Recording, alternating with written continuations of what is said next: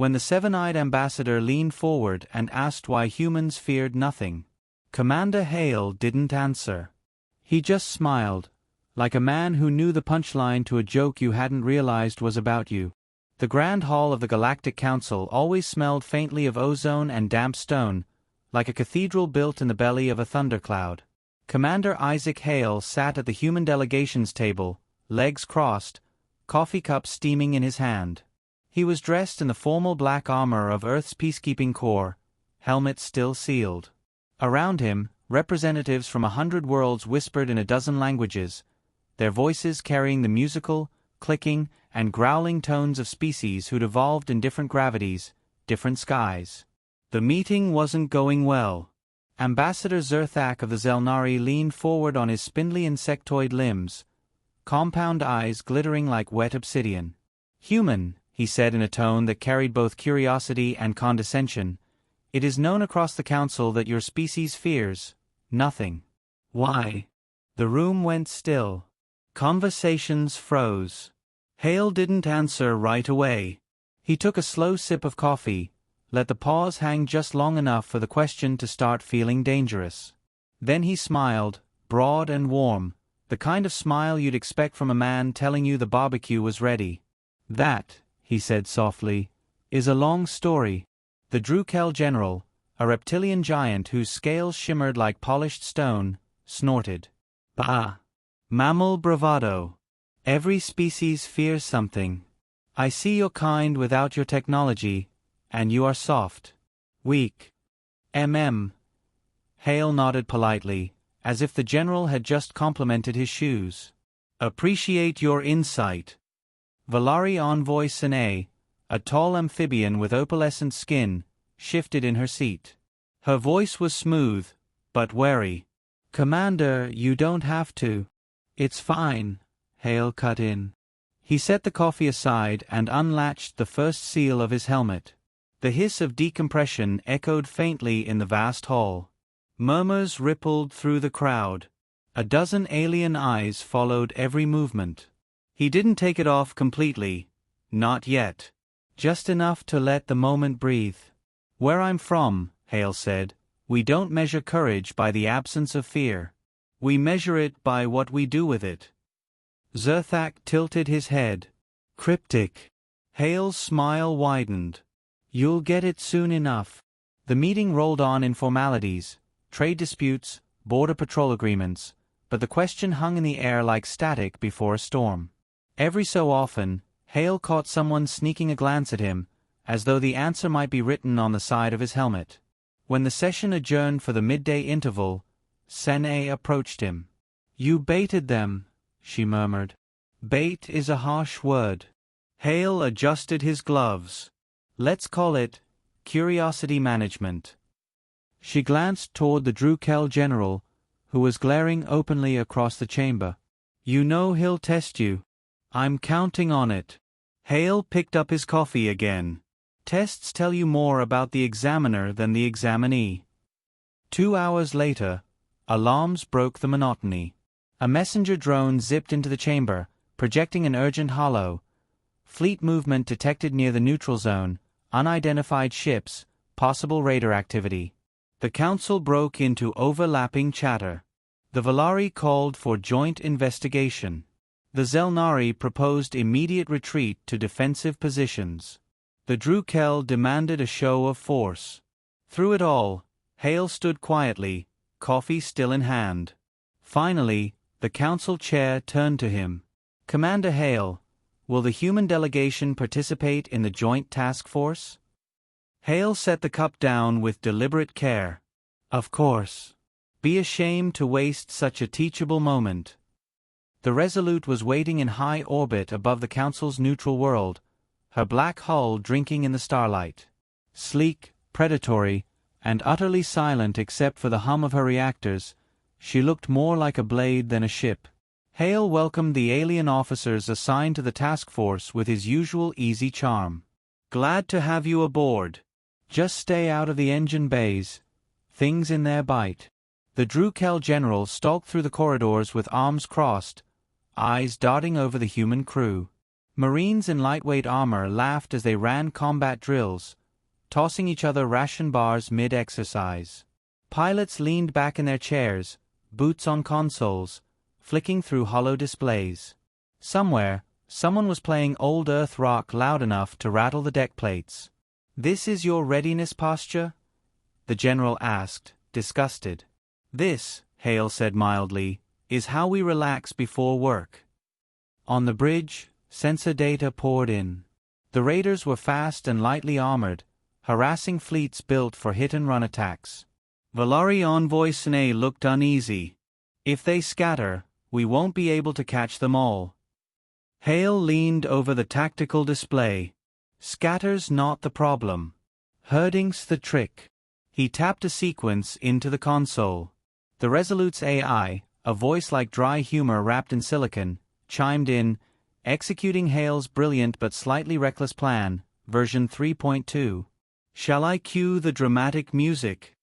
"Save it for the victory lap," Hale said. The plan was deceptively simple. Vent plasma from the starboard thrusters to simulate damage, lure the raiders into thinking they had the upper hand, then funnel them into a pre-mapped kill corridor between two drifting asteroids. "Risky," Sen whispered. "Only if they can think faster than us," Hale replied. "And I've yet to meet someone who can." The trap snapped shut in less than 5 minutes. Human gunners disabled engines instead of destroying ships, forcing the raiders to drift helplessly into the Resolute's docking nets. Marines boarded with the precision of a surgical strike, locking down each vessel without firing a shot inside.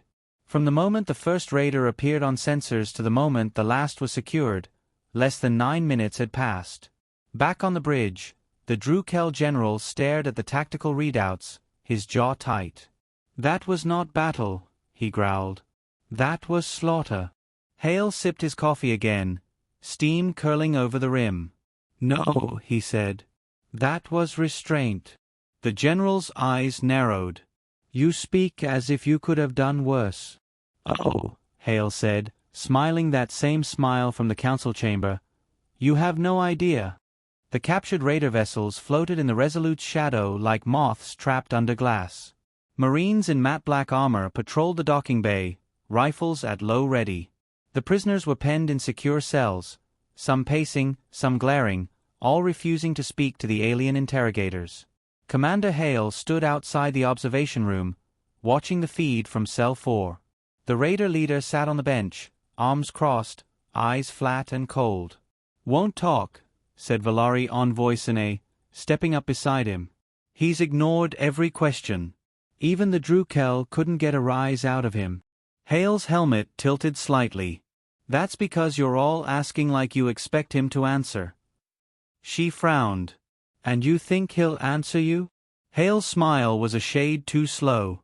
"I don't need him to answer." He keyed the door. The Marine guard stepped aside without a word. Hale walked in, removed his helmet in one smooth motion, and set it on the table. We never see what the prisoner sees, only the shift in his posture. His fingers twitch. His shoulders hunch, almost imperceptibly. Hale sat down across from him. "You know who I am." The raider didn't respond, but the tiny flinch in his jaw was enough.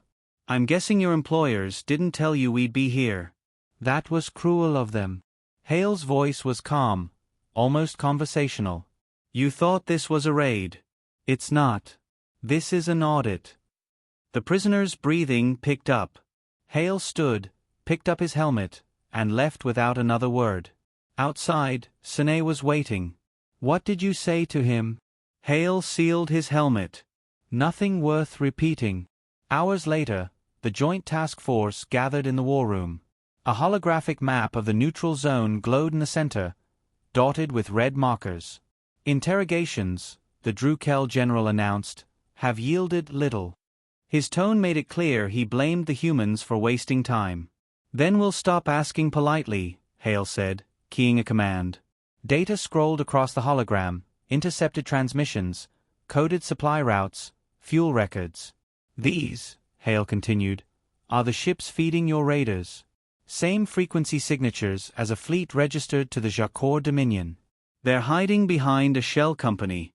"Badly." Snare's gills flared in surprise.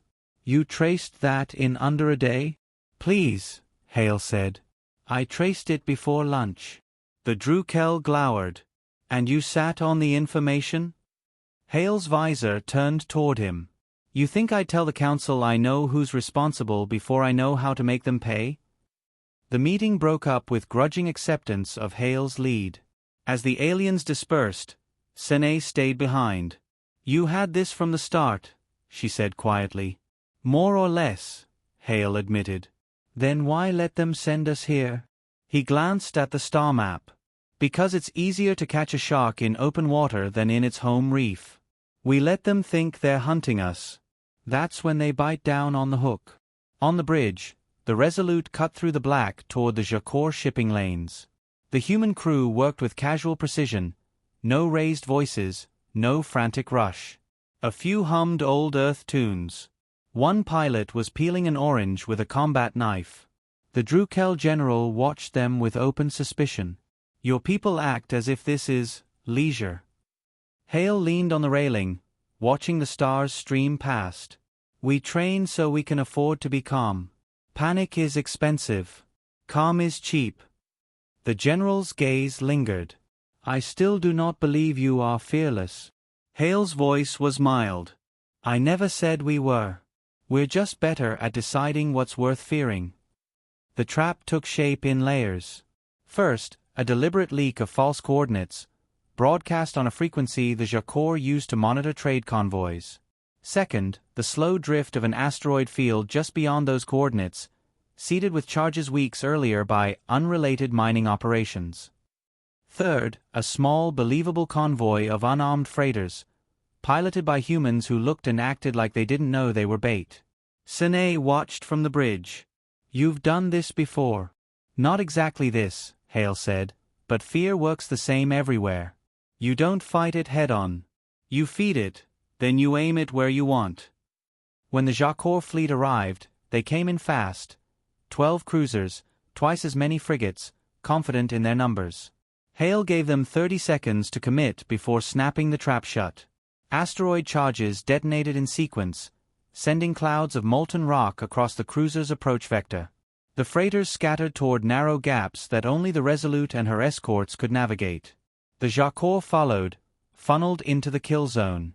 Human gunners didn't waste a shot, engines disabled, shields collapsed, hulls cracked just enough to make boarding inevitable. Within 10 minutes, the Jacor flagship was dead in space. On the comm, the Jacor admiral's voice crackled with barely controlled rage. This is an act of war. Hale's reply was calm, almost friendly. No. This is me telling you war is a bad idea. What you're feeling right now. That's the preview. The channel cut. When the smoke cleared, Sene approached him on the bridge. You didn't answer the ambassador's question, she said. Hale unlatched his helmet again, resting it under his arm. Which one? Why humans fear nothing. He looked out at the drifting wrecks, voice low. Because fear is a leash. And we cut ours a long time ago. The Garthian capital ship Dominion's crest glided into position above the neutral planet Kareth Prime. Its massive hull cast a shadow across the city's silver spires. Beneath its looming presence, an ocean of alien dignitaries gathered in the Senate Hall, waiting for the primitive human representative. Ambassador Daniel Reyes strolled in as if he were late to a backyard barbecue. One hand tucked into his jacket pocket, the other holding a mug that still steamed. His Earth Embassy badge gleamed, catching the light in an almost theatrical wink. The hall fell silent. The Garthian Prime Minister, a barrel-chested creature with 4 tusks, spoke first, his voice dripping with disdain. Ambassador Reyes, we summoned you to discuss the human presence near our border colonies. Your fleets have multiplied. Daniel took a slow sip of coffee. Fleet growth is a funny thing, he said. Sometimes you plant a shipyard, and before you know it, it's harvest season. Somewhere in the upper tiers, an insectoid senator clicked its mandibles nervously. The room's atmosphere shifted, not much, but enough for trained predators to sense. The Garthian minister's eyes narrowed. You are suggesting inevitability?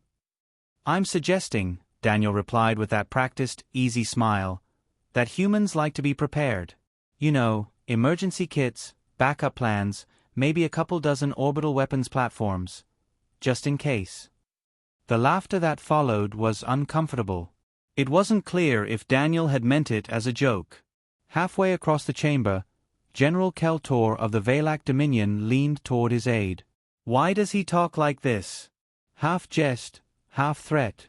The aide, a pale-skinned Saren with luminous eyes, whispered back, I think, that is the human way. The meeting dragged on. Accusations, denials, polite rhetoric, all the predictable moves of interstellar diplomacy. But Daniel played the conversation like a chessboard, moving subtly, forcing questions that created doubt between the alien factions. By the third hour, the Gothians were glaring at the Valaks.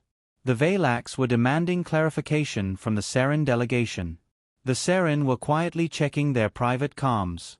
Daniel. He was still sipping coffee, calm as a cat watching birds through glass. Finally, the Garthian minister slammed a clawed fist on the table. You've turned this hall into chaos. Answer me directly. Why are humans in Garthian space? Daniel set his mug down. The sound echoed like a gavel strike. Because, he said, voice dropping just enough to make every alien lean in, we go where the danger is. And right now, it's not us you should be worried about. The hall erupted into murmurs. Hours later, in a quiet diplomatic transport en route back to the human embassy, Daniel was joined by Commander Elise Ward of the Terran Naval Intelligence Corps.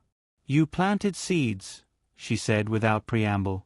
I gave them a reason to look over their shoulders, Daniel replied, watching the stars through the viewport. They'll be too busy distrusting each other to unite against us. Elise raised an eyebrow. And the helmet? Daniel's smile sharpened, just slightly. Not yet. They're not scared enough for that. Meanwhile, in the deep black beyond the Valak frontier, 3 unmarked human warships drifted cold and silent, their drives powered down. Each one carried weapons still classified to the galactic community. They weren't there to defend, they were there to watch. Captain Rourke, aboard the Vigilant, studied the incoming data feed. Our diplomats got them spinning in circles, he muttered. Guess it's our turn to tighten the noose. By the time Daniel stepped off his transport at the embassy, the first rumors had already spread across Kareth Prime's networks. Unconfirmed reports of human fleets sighted in asteroid belts. Stories of mysterious stations built in unclaimed systems. Whispers that humanity was preparing for something. Exactly as planned. The chapter ends with a silent, cinematic shot. Daniel alone in his quarters, setting his helmet on the desk. The matte black visor reflected nothing, just darkness. He looked at it for a long time before the faintest grin curved his lips. Daniel Reyes was many things. But above all, he was patient. The ship's hangar was never quiet. Even when idle, it hummed with the low throb of engines, the hiss of hydraulic lifts, and the faint clang of tools somewhere in the distance. But tonight, the noise was different. Sharp, urgent, a rhythm of boots on steel that spoke of war preparations. Commander Rhea stood on the balcony above the main deck, watching the chaos unfold. Below, engineers loaded munitions into drone racks. Mechanics tuned exosuits, testing servos with winds that cut through the air. Pilots in flight leathers strode past in pairs, helmets tucked under their arms, faces tight. To anyone else, it might have looked like panic. To Rhea, it was precision, humanity's specialty. Captain Dren of the Korith Alliance stood beside her, his tall, scaled frame tense. His silver crest flattened against his skull, a sign of deep unease among his kind. You move fast, he said, voice rough with his native clicks. Too fast. The enemy will not arrive for another 6 hours. That's why we'll be ready in 5, Rhea replied without looking at him. She leaned over the rail, scanning for faults in the organized storm below. Dren's gaze narrowed. You think you can hold the dockyard against a fleet of 30 warships? With only... He glanced down at the manifest in his clawed hand. 3 human strike teams? I don't think, Rhea said. I know. Her voice had the kind of certainty that cut deeper than arrogance. Dren had seen her once before, during the siege of Avon Prime, when she'd taken a shattered battalion and turned it into a knife that gutted an entire enemy flank. That day had made him trust her more than he wanted to admit. But this was different. This was madness. He decided to voice it anyway. Even humans bleed, Commander. She finally looked at him, the faintest smile playing at her lips. Yes.